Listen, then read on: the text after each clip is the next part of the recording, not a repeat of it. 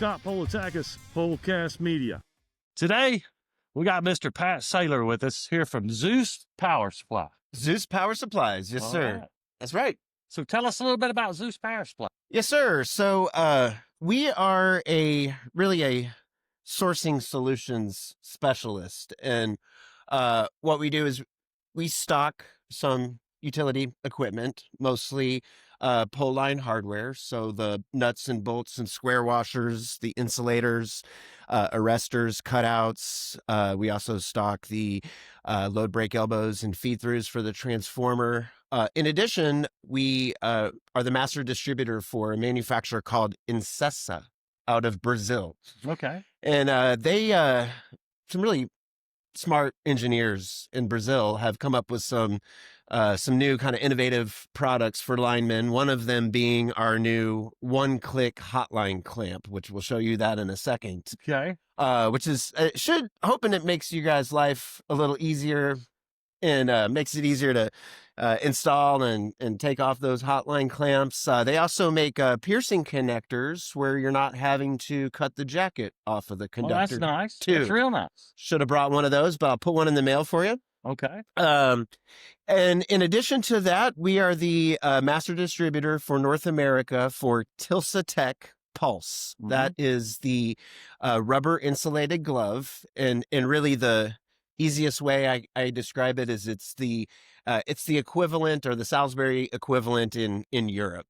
So Okay. very high quality. We have over 2,000 pairs stocked in Houston, and very good feedback on that, on the glove and the clamp. In addition, we supply power distribution equipment, transformers, switchgear, substation components, overhead switches, the high voltage switches, and capacitor banks. Oh, well, that's cool. I didn't know y'all did all the transformers and everything else too. I know you have the bolts and most of your hardware, but I see you're into the transformer thing as well. Yes, sir. Yeah, kind of two buckets. And some customers are calling us, asking us for hardware and gloves, and I got other customers, all they're asking for is the transformer and the switchgear stuff. Well, transformers, I know, man, over my career, there would be times where, man, you just couldn't get a transformer, especially if it was like a big 1500 kVA pad mount or something. Right. You would have to wait for that thing to get built, so we would have to plan out jobs. And in that's why advance. we're here and in business is really our specialty is we're able to but just a little background about myself is I came up through the industrial electrical, Okay. always been a sales guy, never held a wrench in my life. My dad has a pink hammer. It's kind of embarrassing, but I feel pretty comfortable up here, to be honest. But you Yeah. got a green hammer. All right, yeah. Here you go. You can hold a Hey, wrench. dude. Take a Make you feel picture. better. Send it to Grandpa. There I you go. see the grandpa's got a wrench. It's on a pole. he's, Got some tools on. he's a man. Yeah. Um. We're so proud of you. So yeah. I'd always been in industrial electrical. At the same time, Zeus kind of spun off of a large electrical distributor in the Midwest called Choctaw Call, and it spun off due to these long relationships with the utility companies. So especially on the East Coast. So Constellation, Exelon, Pico, ComEd, those are all longstanding customers of Zeus's. And so they hired me because I know the industrial electrical guys, especially the distributors. So, and it's funny kind of conversation. I was talking to some distributors earlier this week, and really the theme of the conversation is really kind of how the lines are blurring between utility and industrial and even commercial. You have these enormous data centers that are just like super power hungry, and they're buying up all this medium voltage power distribution equipment that used to be more common on like industrial construction projects. Right. But at the same time, with just with all the work that's being done, more of these contractors and utility companies are relying on the distributors to help them manage material and get them what they need when they need it. And to your point about the supply chain on the transformers, I mean, you remember during the pandemic kind of how hard it was. I think some of that has kind of recovered a bit. But what we do is we seek out factories from all over the world, South America, Mexico, East Asia, and we vet them, and we partner up with them to offer alternative solutions, and then we'll also help get those approved by the utility also. So I got you. yeah. All right, so y'all got a lot going on. Hey man, it's pretty busy, so yeah, I can't complain. But yeah, but it's been a blast. I'll tell you one thing that's really neat is industrial electricians have a lot of pride in their work. You know, they talk about their conduit sweeps and how like just regular and uniform they are, and you know they're get real very I'm gonna say anal, but yeah, they're real like anal about everything being perfect and looking very uniform. And I thought that was kind of cool. But when I came into the utilities industry and started meeting these gentlemen in the trade, in the brotherhood, and the linemen, it is the pride in the work is something that I have never seen before, and the culture behind it, and I just find it so cool. And many of these guys that I've met, I'm become friends with, and I just really am excited and feel like if I'm not a brother because I'm just a sales guy, maybe I can be a cousin. So all right, we'll give you that. We'll give you that. I'll be a cousin. But no, I'm really glad to be here, and thank you for inviting me, Scott. And no, pleasure to be here. Yeah. So you are absolutely right. The linemen are very proud. Yeah, very proud individuals. So when you frame out a pole, you're putting your stamp on that, right? So that pole could be there for the next 40 years, and all the other journeyman linemen's going to drive by that pole, and if it's got a crooked washer or something's not right on it, it's got your name on it. It's got your name on it. They know who done it. They're going to make fun of you, right? They're going to aggravate you. Oh, so that's they cool. hold you accountable for your work, right? Right. So, doing it right the first time, and there's a lot more reasons because of the dangers in the trade and everything. That too. Doing it right the first time, I always say do it right, do it light, do it wrong, do it long, right? If you do it wrong, you got to do it all over again. Sure. You got to do it right. So, yes, sir. So let's, I think Sam's going to hand us a glove here. Let's talk about these gloves that you brought. Let's do it. Hand us the 11. Yes. So tell me a little more now. You say you guys are making these. You partnered with somebody. Yes, sir. So we're the, so we have the exclusive master distributor contract with Tilsa Tech. Tilsa Tech is a UK-based company. So all the product managers, they're all British guys, UK guys. Mm-hmm. And Tilsa Tech makes a lot of different gloves. I mean, all kinds, the string knits and the leather protectors, cut resistant, chemical resistant. But they came out with the rubber insulated glove just a few years ago, manufactured in Sri Lanka, where they make the rubber, so they can source the rubber down the street at the rubber orchard or wherever they grow the rubber, and they ship it 10 miles down to the factory so that it's never reconstituted. Excuse me. And also the process of processing that rubber, there's no solvents used, and me not having ever had to or had a chance to work a day in a pair of rubber gloves, when I'm showing it to my customers, the linemen, the guys that are using this every day, they say the class 3 feels like more like a class 2. Class 2 feels like a class 1, that the pliability and the suppleness and the ergonomics, also the mold itself. If you've seen, I don't know, other glove brands, the fingers are kind of square looking, or maybe don't fit just right. So it seems we've had very positive feedback on the glove.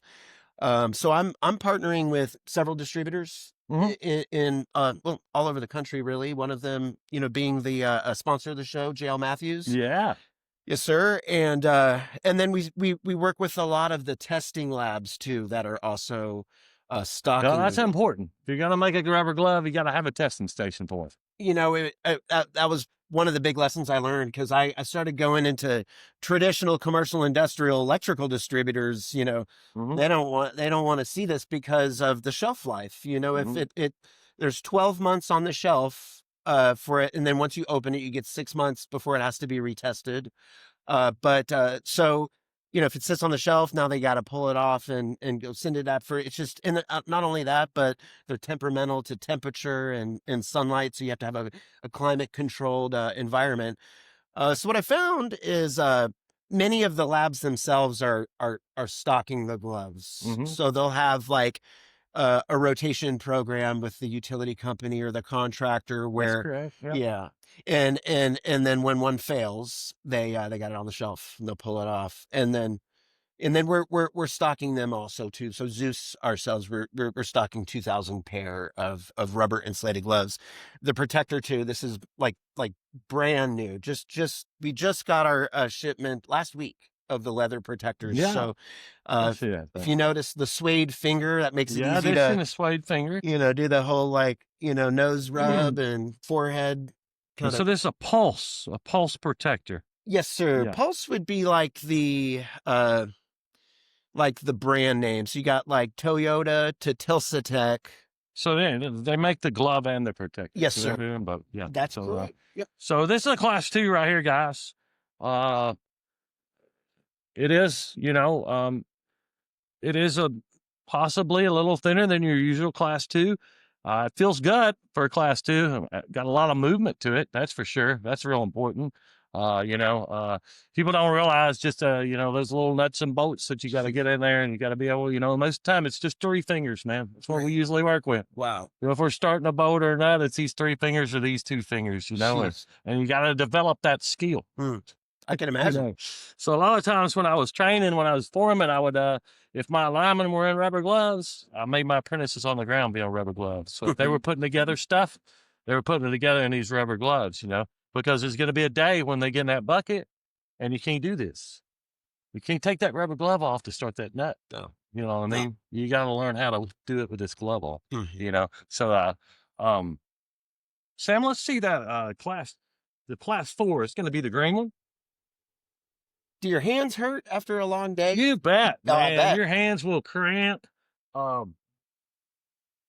Yeah, that's one of the biggest problems, man, especially in the Texas heat. It gets out here 110 and these things, man, you got these big rubber sleeves that go on over top of you, and you got this one actually has a bell on it for a sleeve. That's right. And so what happens is all that sweat ends up right here.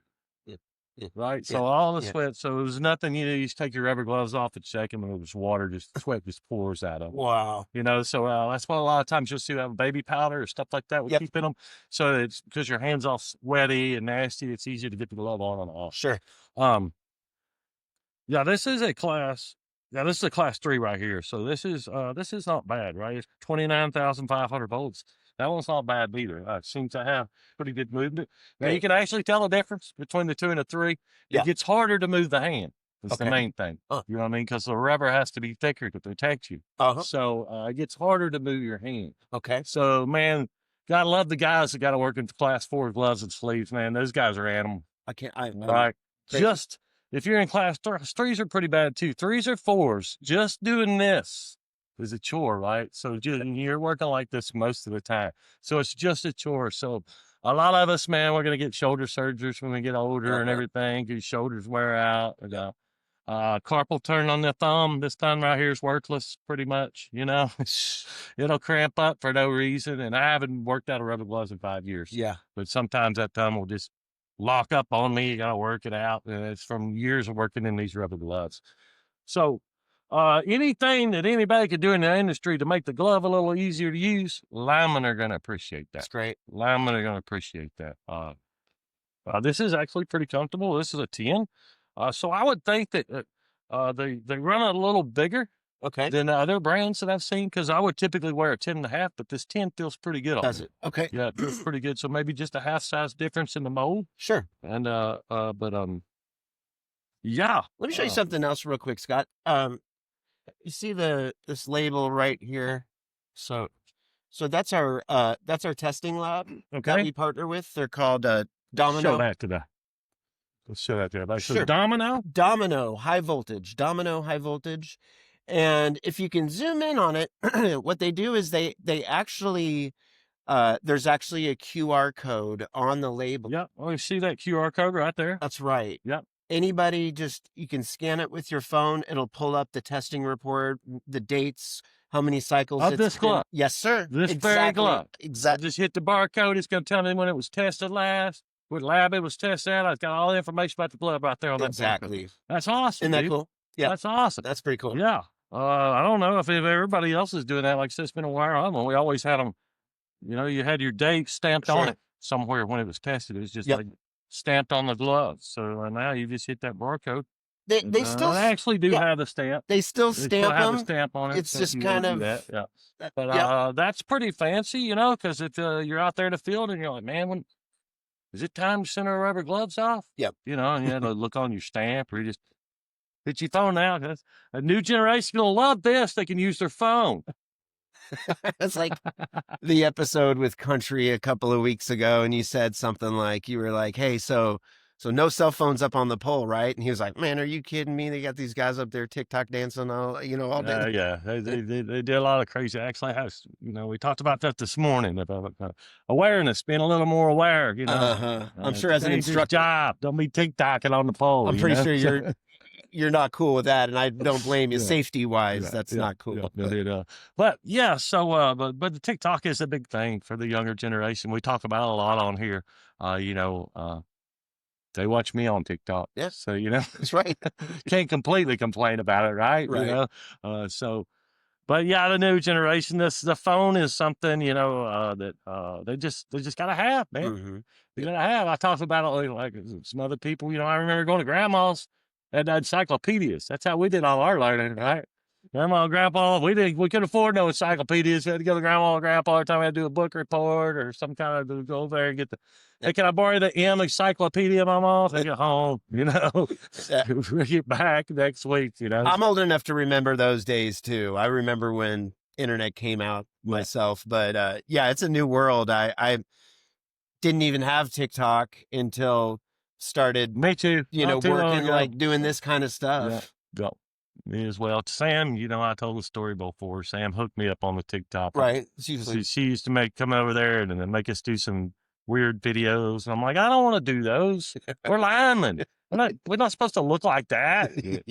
And then eventually I found out, that's how I found out about TikTok, that everybody is on TikTok. It seems like everybody nowadays is on TikTok. And if you need to get something out to the world pretty quick, if you put it on TikTok, man, by that afternoon, everybody's going to know about it. Telling you, like, with that clamp, we contract a media person that helps us on, and it was really like LinkedIn, kind of trying to promote the company. Sure. And she had an idea of doing a demo of the hotline clamp, and she posted it on TikTok. I didn't know. And we went to the Utility Expo a couple weeks later. I mean, she had just posted it all week long. Guys coming up to me, oh, I saw you on TikTok. Yeah. So on TikTok. I got to tell my 12-year-old I'm, viral on TikTok. I'm still not cool. There you go. Still not cool, but That's it. Yeah. So I think we need to take a little break here. I want to get down. I want to play with this hotline clamp you brought us, man. Yes, let's check this thing out. I brought my shotgun stick. I brought you see there, I brought just a normal hotline clamp so we can compare it. It's right there on the wire. That's it. So we'll just compare it to the traditional hotline clamp and this new thing you brought. I have seen the videos on TikTok as well. It looks extremely neat. I'm excited to play with it. All right. We'll talk about it. And it should prevent trouble calls, and I'll explain kind of how that works. The way it engages with the conductor. Once we kind of get it up there, I'll kind of show all that. Yeah. So. Yeah. Awesome. All right. So we'll just take a break here and we'll Okay. Yo. So let's talk about this one-click clamp. One-click clamp. That's right. So this is a one-click clamp. Yes, now, right there. Boom. Closed. Down the wire. Quarter of a turn, That's you it. say. Yes, sir. Quarter of a turn. Right. Open it. Open. That's right off the wire. Boom. Okay. So we're just going to give you a little demonstration with your traditional hotline clamp. Okay. So I do a lot of training, and this is one of the hardest things for students to pick up is to put a hotline clamp on. One of the biggest problems I have is they'll not have it open up enough. You have to turn on this thing a bit to open and close it. So they won't have it open enough. And so when they go to put it on a wire, they think they're on the wire and they'll just start screwing and then it just comes right back off the wire. The one thing I noticed about with the one-click clamp, it's already open. You already have all the way up this thing will go all the way to 4/0. So you're ready to stick it on 4/0. You're ready to stick it on number 4, whatever size wire. She's ready to go when you put it on that stick. No turning needed. All right. So we're just going to go ahead and install this traditional clamp and kind of show you the difference here when you get it on. Open your stick. See how much I'm having to turn this clamp? Now we're on. That's it. Okay. Now I've heard linemen say they got to put a Donkey Kong turn on it afterwards. Sure. Is that right? You need to put a Donkey Kong and get her good and tight. Just grip Yep. it. Is that right? You get grip it. Absolutely. Okay. How many times I've been out in the middle of the night, back when I had good ears, all right, from the ground. If that thing is not tight, you can hear it. Yes, you can hear it just doing just like that. And so you may have low voltage it's on because you don't have to do the connection. Right. Exactly. Yep. Cool. So we just Donkey Kong her right back off there, as you called it. There you go. All right, so we got to screw it enough to get this open. Okay, let me show you. Let's do another. That's all right. If I don't get it open enough, it's not going to come off the wire. Mm-hmm. Okay, so I got to open it enough to where it's going to clear the wire. Okay, suck it up, take it off the wire. Yep. It's a lot of work. Now, we're going to go with our little one-click clamp. All right. Our one-click clamp. Okay, so it's loaded in there. See how she loads. All right. First thing I noticed, guys, right here, it has a stop that stops, fits right into your shotgun stick perfectly. All right. You got 4 grooves in your shotgun stick. It fits right down in them 4 grooves. Mm-hmm. All right. So now I know, hey, that bad boy is in there. Okay. So I got it sucked up. One thing also I like, you have an orange tab here on it. Okay. So a lot of times when you're putting the traditional clamp on, it's silver, just like the wire. So it's kind of hard to see the bill, especially if you're standing here on your hooks on the pole and you're trying to put something on. Right. So it kind of blends in with the wire and you can't really see it. So we got this nice orange tab here that lets us know right where that bill is. Okay. So we're just going to put it right on there. Okay, it's on. All right, open my stick, forward every turn. She's on there. That is it. I am good to go. Take my stick off. All right, That's it. now.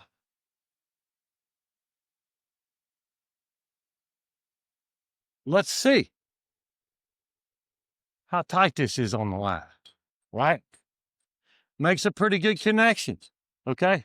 I'm not able to spin that around without spinning my wire around. See, the wire spins as it spins. That's what you want. You want that good connection on there. Okay.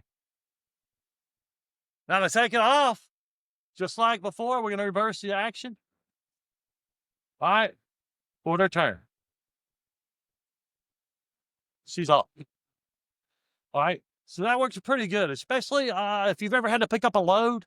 All right. So what I mean by picking up a load is you have an energized conductor, and we're going to take this and put it on the energized conductor, and we're going to energize the other lines. Okay. So that means we're picking up load. The reason we call it picking up load is, say it's just a single phase line and it goes 2 or 3 spans, which is pole lengths, and there's a transformer at the end of it feeding somebody's home. So when we're going to put this on, we're going to pick up that transformer. So that means we're picking up load. Okay, the difference between line and load is 2 big words we use in line and load. Line just means it's just voltage, pretty much. Load means you actually got something on it. You're pulling amps. Load is amps. So picking up load sometimes is kind of tricky with that right there, because you're going to get a little arc off of it when you pick that load up. But by this thing having that little deal right there that we talked about to hold it in place, it doesn't go anywhere in the stick. It's right there with me. Okay, I can just go easily right on the wire. Pop my stick open. I picked the load up already. Now I just turn it for their turn. Okay, Don't got to do nothing else. It's there. It's on.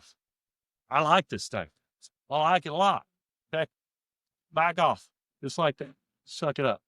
That's one of the easiest times I've ever put a hotline clamp on in my 20 years of working line work. Good to hear. That's pretty simple, man. It doesn't get much better than that. One of the things that we talked about was your jumper wire.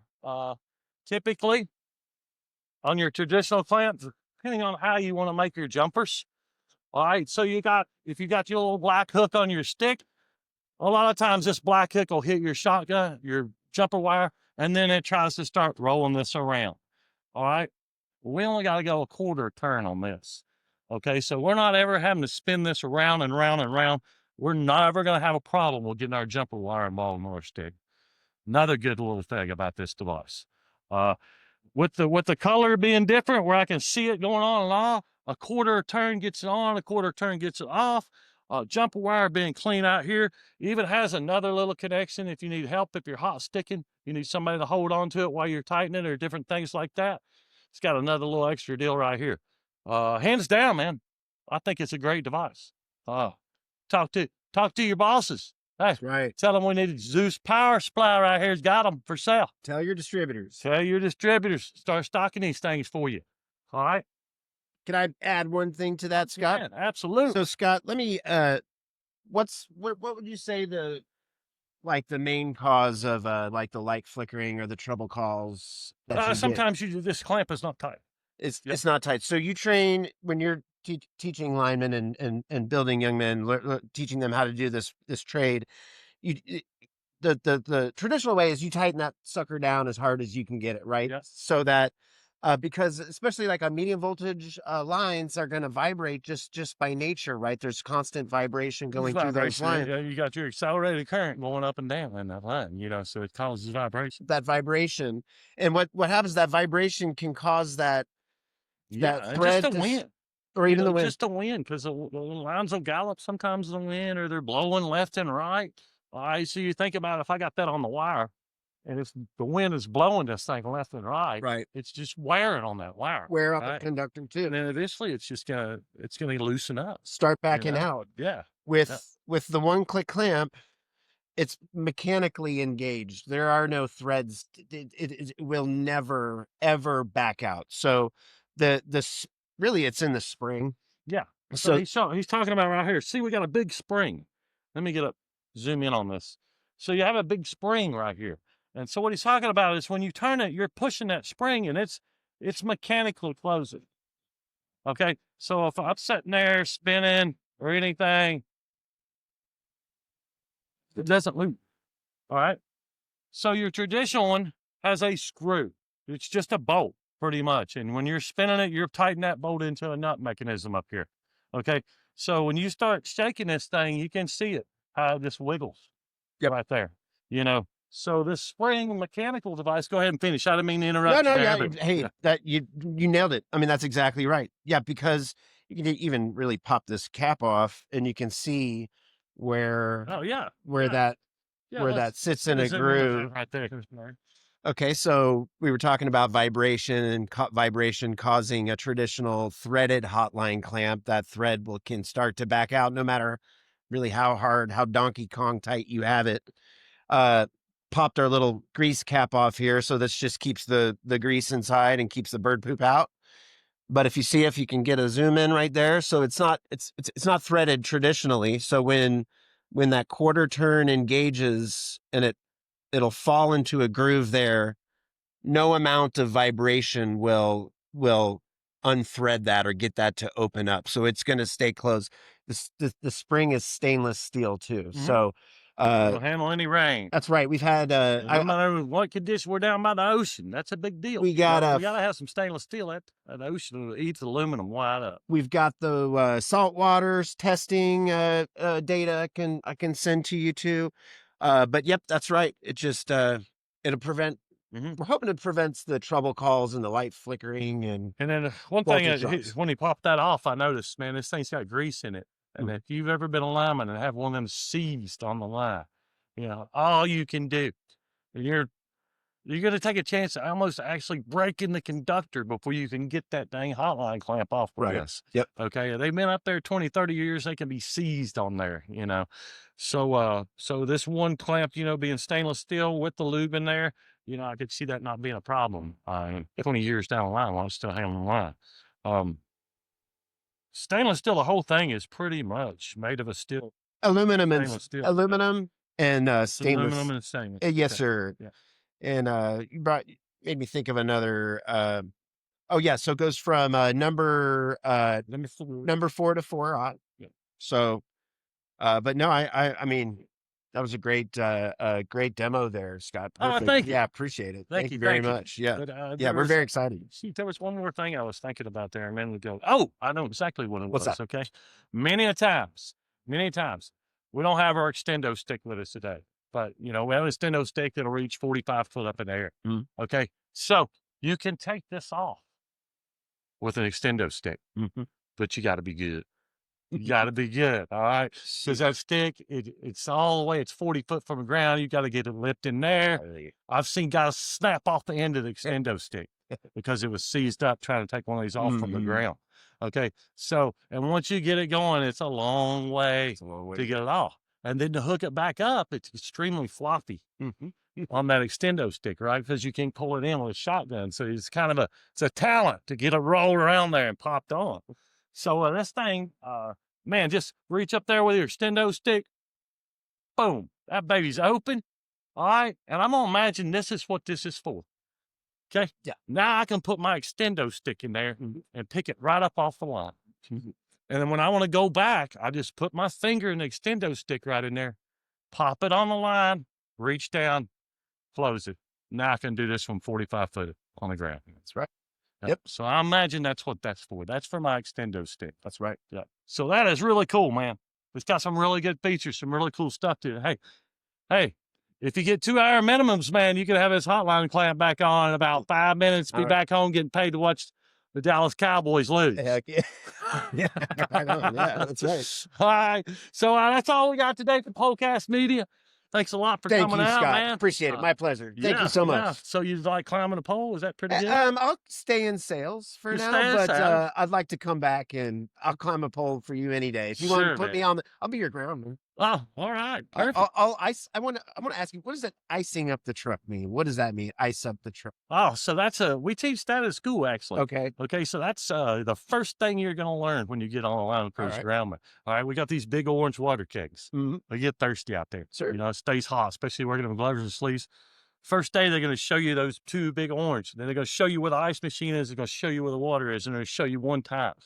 Okay, it's your job to ice them trucks up every day. It doesn't matter the digger truck, the bucket truck, the foreman's crew cab, you or the groundman, you're going to ice up all them trucks every day.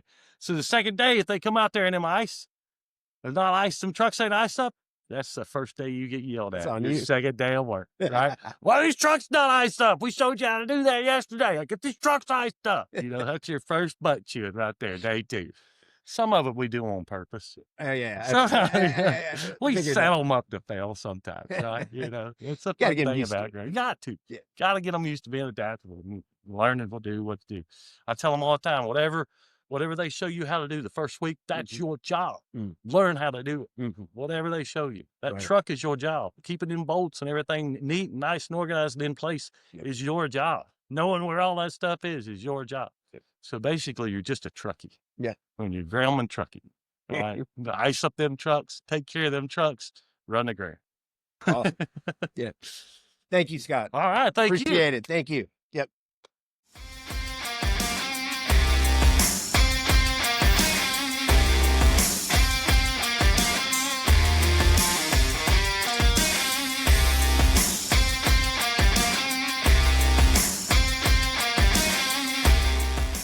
Scott Politakis, Polecast Media.